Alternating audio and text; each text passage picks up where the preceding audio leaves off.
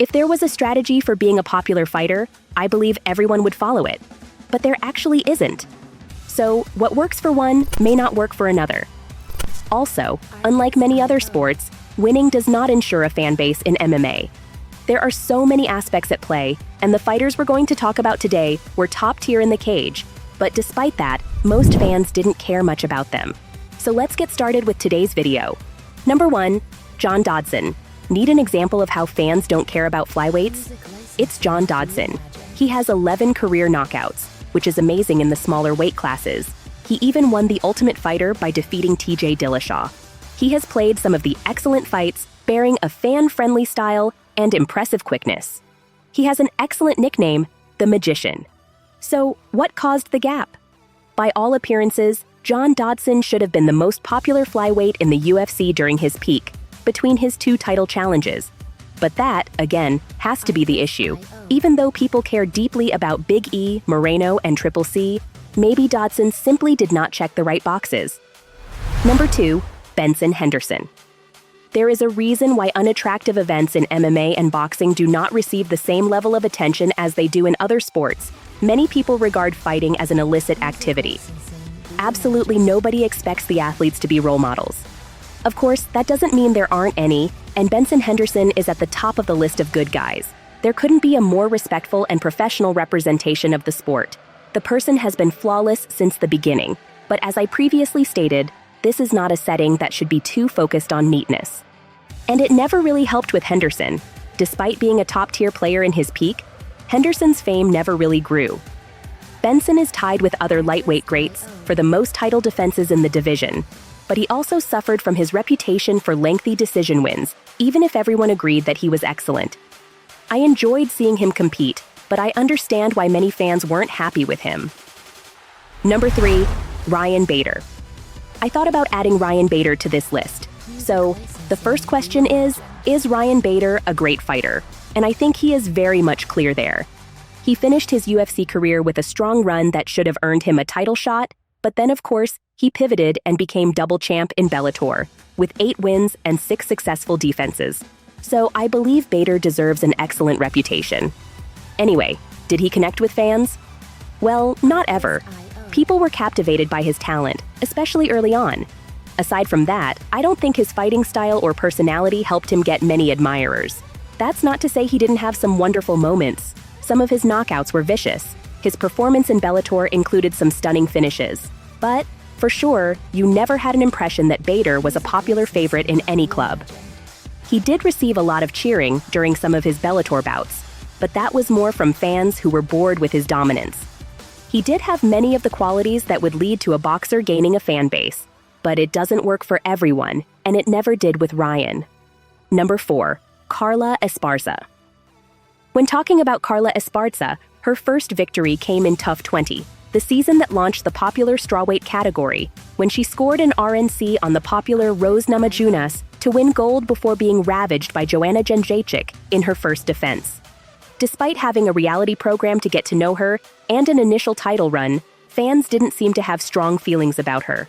So, after briefly hanging around the division for 4 years, she managed to gradually pull together a crazy run of victories. Carla defeated Alexa Grasso, Marina Rodriguez, and Yan Xiaonan to earn her shot at Rose. That ended up being one of the worst fights ever. You can't argue that Carla isn't a fantastic strawweight. Among all the division's champions, she's the one people appear to be the least interested in. Number 5. Jake Shields. From 2006 to 2010, Jake was on a 14-fight win streak, winning gold in Elite XC and then Strikeforce, while defeating Yushin Okami, Carlos Condit, Paul Daly, Robbie Lawler, Martin Kampmann, and Dan Henderson.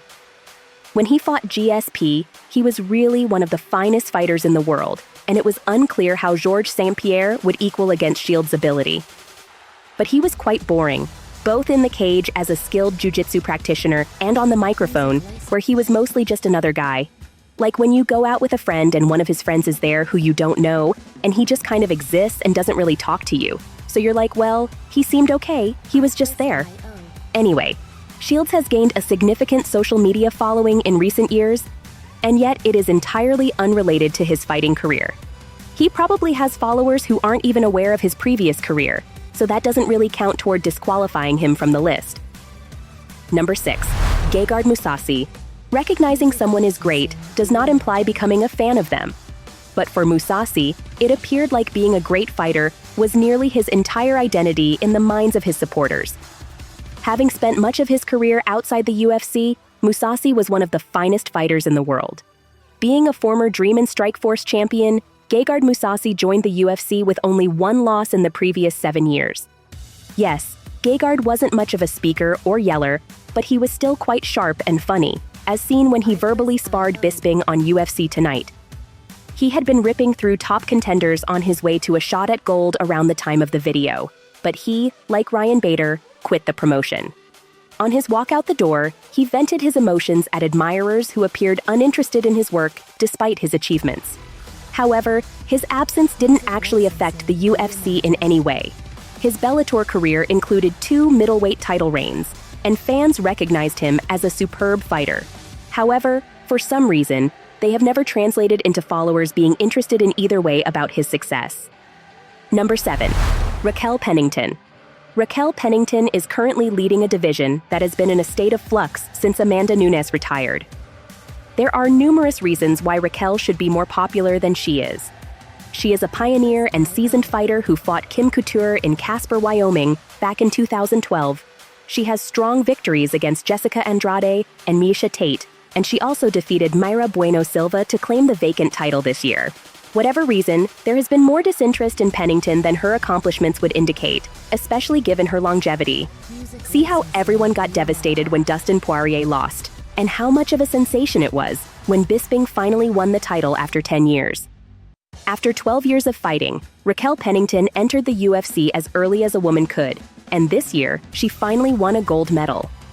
However, she did not receive the same enthusiasm as other veterans who had finally captured gold.